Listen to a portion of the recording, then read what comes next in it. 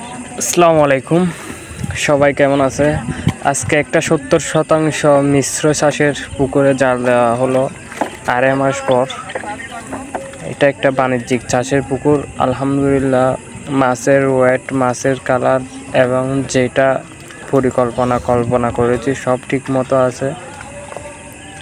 এই সিলভারগুলো আজকে মারা হচ্ছে। এই সিলভারগুলো মারার কারণ হলো, আমাদের একটা টার্গেট ছিল, যেহেতু প্রচুর সিলভার আর কাতাল আছে পুকুরে, সেই জন্য কাতালগুলোকে একটু স্পেস দেওয়ার জন্য কাতালগুলো আমরা 2 কেজি সাইজ করব, যার কারণে সিলভারগুলো আজকে মেরে ফেলছি।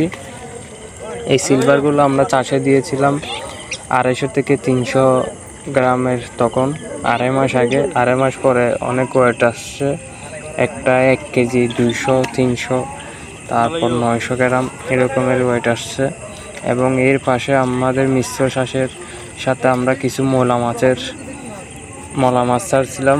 আলহামদুলিল্লাহ আজকে 25 কেজি মলা মাছ পেলাম এবং ধারণা করা যাচ্ছে আরও 40-50 কেজি মলা মাছ পুকুরের মধ্যে আছে।